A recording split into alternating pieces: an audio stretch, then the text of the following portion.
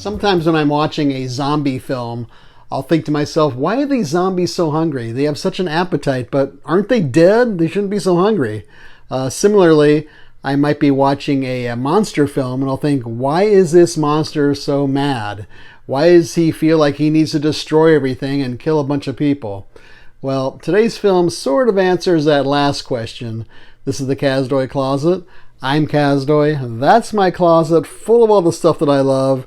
And today, a monster film that breaks new ground along with some buildings and beloved landmarks.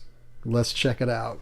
Today's film is Gorgo from 1961. It's a brisk 77 minutes long and it's in Technicolor.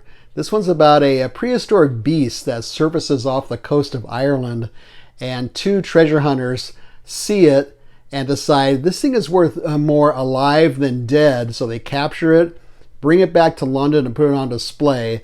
The only problem is this beast is just the baby, and when mom finds out what they did to her kid, she gets a little upset and wants to get him back. I'm not giving anything away with that, by the way, because that's on the description on the back of this disc. It's on any plot summary I've read about this film. This was directed by Eugene Alluri. He had worked on a couple of different monster films before that. He took his young daughter to see one of them, and she was rather upset at the end. She goes, why did they have to kill that nice beast? And so that gave this guy the idea to make Gorgo.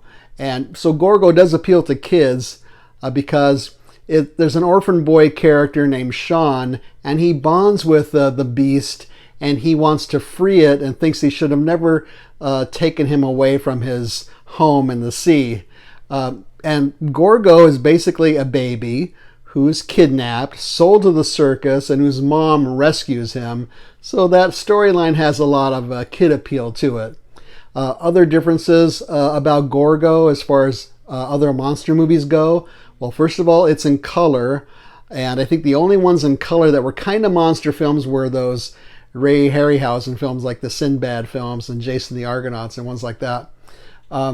It's also set in a real location, being London, where you see a lot of London landmarks like the Tower of London, Big Ben, Parliament, the Tower Bridge. And it's also to have the first monster film where a kid is going to bond with the monster. And for me at least, I like it because it gave me a reason for the monster to start destroying everything, because Gorgo's mom is upset they took her kid away. This did very well in the US and in the UK. It was a huge hit in Japan, and some people refer to it as the British Godzilla. So of course we need to talk about the special effects that are used in Gorgo. They are not using stop motion animation. This is a guy in a rubber monster suit. Sometimes it looks pretty good. Sometimes it looks like he's wearing a rubber monster suit. There are other times where people are superimposed in the foreground. So you can see the background looks different, and you see that it's obvious they were placed in there afterwards in the foreground. Miniatures are used. Sometimes they look good, sometimes not so good. A water tank is used for some of them when Gorgo comes out of the water. There's some stock footage here and there. It's used for like different animals and artillery and stuff, but not too much of that is in here. Slow motion is used when Gorgo's mom, seen here, is destroying London. And they made a good point in this film, one of the extras, because they said they had to use slow motion when Gorgo's destroying the buildings to make it look like the buildings have some kind of heft to them. Otherwise, if it was real motion, they'd just be knocking the buildings down and look ridiculous. Some parts are kind of laughable, and some are fairly convincing, especially the long set piece at the end where Gorgo is going on the rampage here. This is a big production. It's not a B movie at all like some of those were, and it's an MGM film actually. I should mention the cinematographer was Freddie Young. He went on to be the cinematographer for a little film called Lawrence of Arabia, among others. And I also want to mention that one of the two main actors in here, I kept looking at him going, why does that guy look familiar? Is it just like a typical square jaw type of actor? But he looks so familiar, and it turns out He is in one of my favorite films I've talked about before. His name is William Sylvester, and he played Dr. Haywood Floyd in 2001: A Space Odyssey. He's the doctor who has to go to the moon to look at the monolith, like about in the center of the film or so. So how does this film look? Well, apparently a lot of restoration was needed on this. It was in pretty bad shape. So I'm going to tell you, though, that it's very grainy. There's a Blu-ray and a 4K disc included here. I don't have a 4K player, so I watched the Blu-ray. It was noticeably very grainy. Not all of it, but a lot of it. Funny thing is, I looked at it on my phone, too, and it looked fine, but I think it's obviously because that screen is so much smaller than my 64-inch, whatever, 65-inch TV, whatever it is. The colors, though, are very bold and very impressive. My rating for Gorgo, I'm going to give this one 4 bridges out of 5. Why bridges? Gorgo's mom destroys the Tower Bridge in one of the most memorable scenes, a whole set piece at the end there. But keep in mind, even though I'm giving it a 4, it's a monster movie, so I'm kind of comparing it to other ones, and it's very impressive compared to a lot of those similar monster movies. So what's on this disc? This is a Vinegar Syndrome disc, and love the artwork on here. This is you can tell this is embossed down here.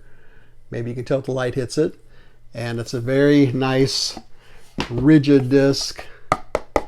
Very nicely done. And then there's a slip cover inside here.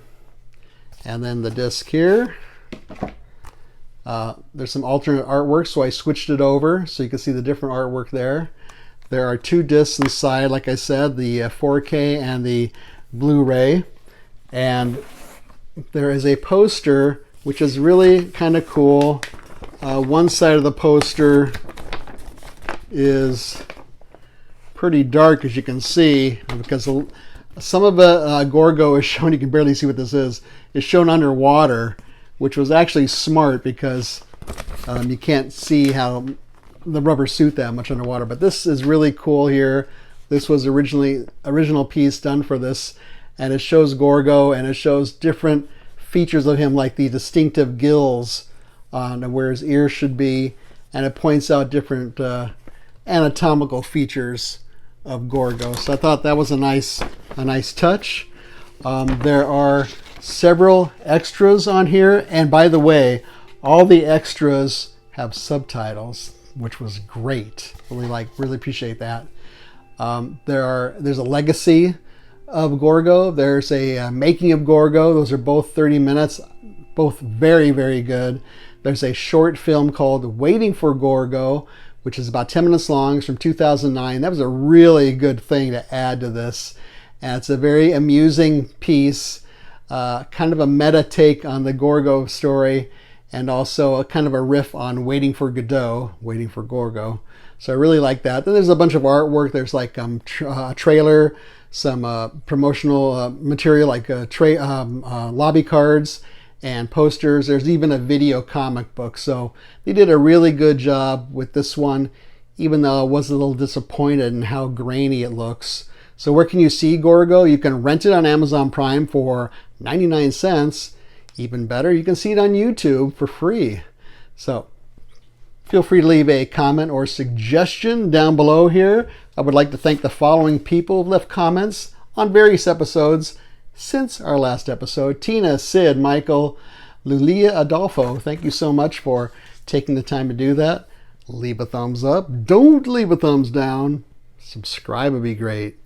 Share this with your friends and neighbors. Still trying to get to our next goal of 625 subscribers. Subscribing is free. Also free, Letterboxd. We are on the Letterboxd app under the Kazdoy Closet. That's where we leave brief written reviews of other things we're watching that we don't talk about here, and some things we do talk about here. So there's a link down below in the notes for Letterboxd. Otherwise, hope you like this one. Thanks so much for watching. See you next time.